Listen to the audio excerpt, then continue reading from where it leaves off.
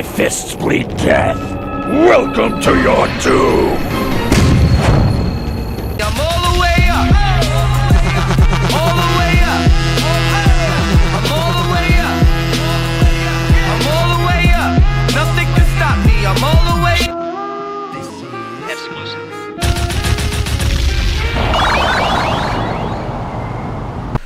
So what up guys, JK dripmode, and today, yes, I'm working on another dial today. So, as you can see, I've been reorganizing my collection. It's getting pretty crazy.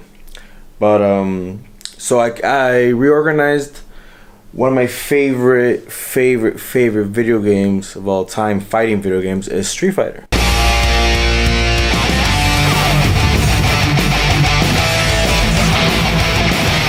Here you can see my Street Fighter collection. Don't got all of them yet. I'm actually in the works of getting Bison and getting Ibuki, Sakura, and Zangief. Those are some of the hardest characters to actually get, especially that SOTA toys have not been out in a very long time. So definitely buying them from collectors. So like, you know, Balrog is one of my new purchases. Was able to get him in a great deal.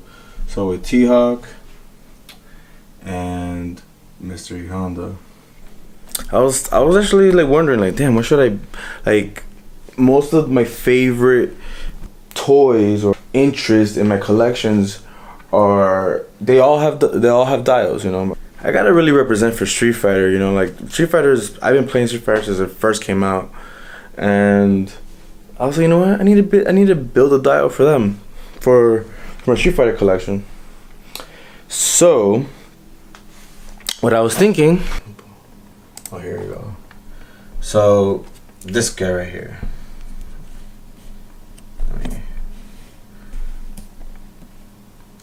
So I'm looking at all the details, the beams, the columns, the broken floor, broken wall, and the hole up in the air. So this should be a very interesting dial to create. As I'm looking at the deserted temple from Street Fighter 4, and when I'm sketching it, it helps me identify all the pieces that creates that environment. So, but this time around, I was kind of thinking to myself, there has to be some type of way to do this a lot better and precise. So, doing some research, and I found this free web app made by Autodesk called it's called Tinkercad. So I'm getting all my measurements and I'm putting it into the software, and this is what I came up with. So this software is pretty cool because it allows me to create shapes in 3D space, and I'm able to put the actual measurement. This orange column, this little orange column represents the figure, so that would be, you know, my Street Fighter characters. And then to have an idea of how to go about it and see if I face any challenges building this, and what other pieces am I missing and whatnot. So this is basically what I'm going to be working on next. But also I got to make it fit up in that shelf where it's not going to take over so much, where I'm not really utilizing the space correctly. Because right now what I have is perfectly fine, but I want to build a dial for it. Let's see. So I mean, wish me luck and let me know what you guys think.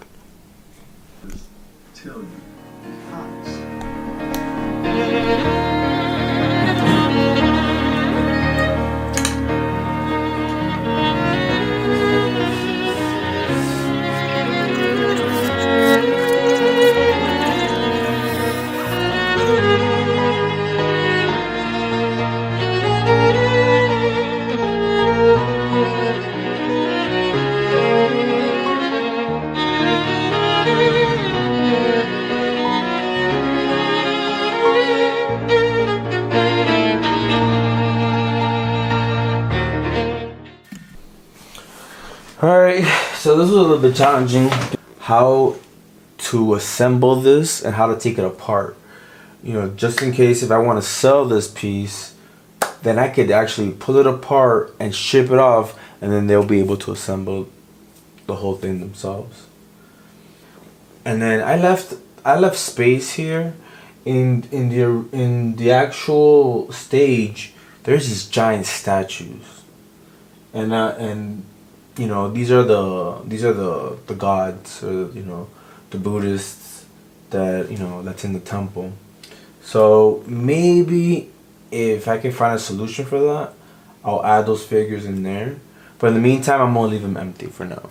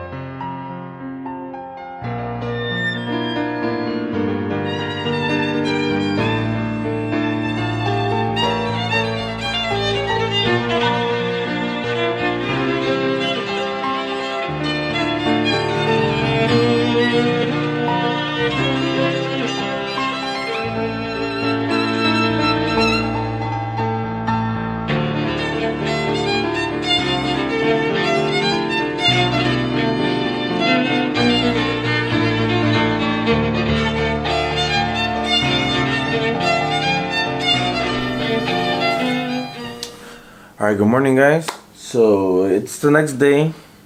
I stopped working on this at 5 in the morning.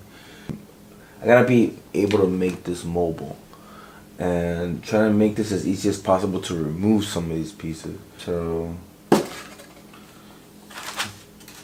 again, like I said, the challenging part was it's kind of done. It's just now I'm working on the column.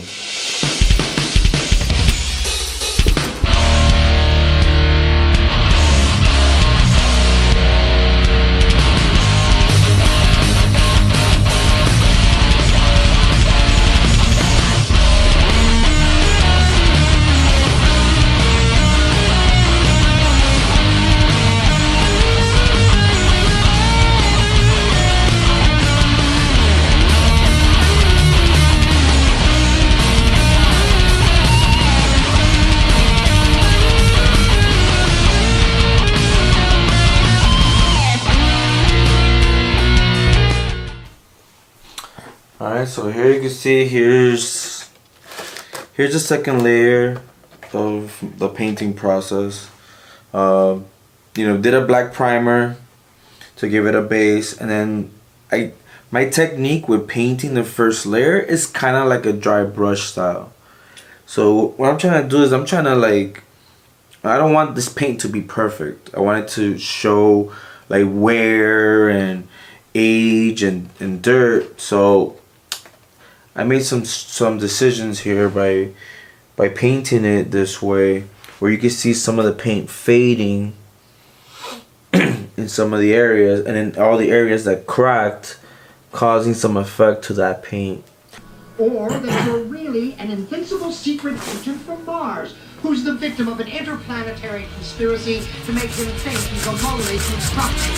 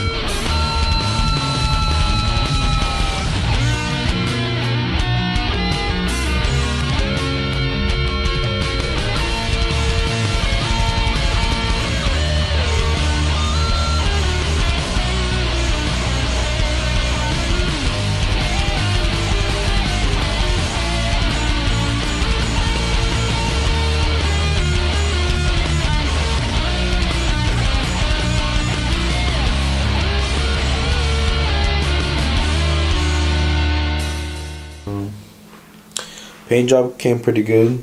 I still want to add another layer. Pretty good. The floor, I'm super satisfied.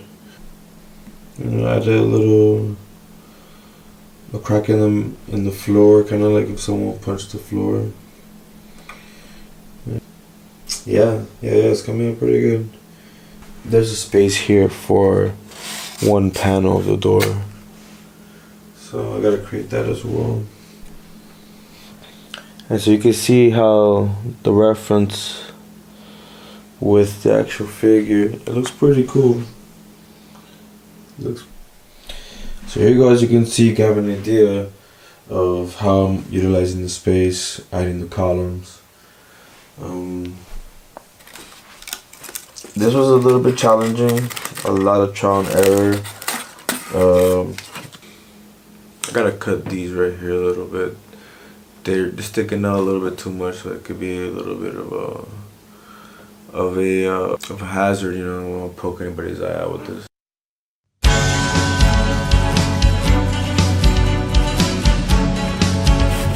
Hey, get your hands off her, animal! You little turd! I ought to punch you so.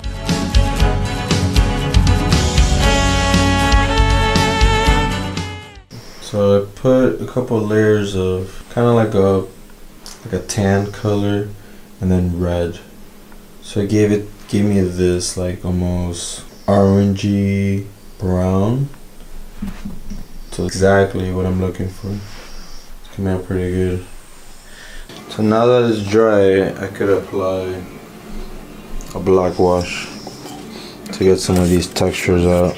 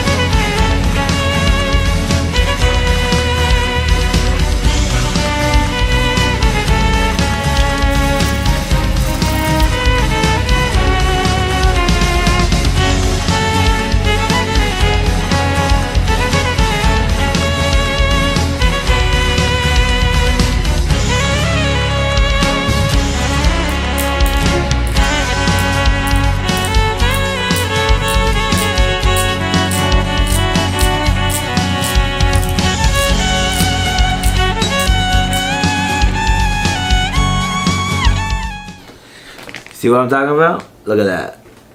It gives it character. Oh, I love it. Came out good.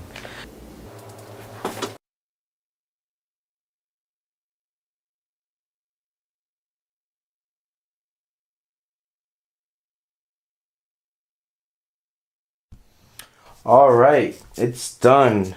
And I added a couple of additional things. I added some broken stone from the wall. And then I actually just found this walking around the mall, and I found this beautiful Buddha, but it's a very light wood, so it stood out too much. So what I did is I just got the same red that I applied on this wood, and I applied it onto the statue. So now it blends in a little bit more, and it does still stand out. You know, it is still a statue. When you go, it came out pretty good. I'm very happy.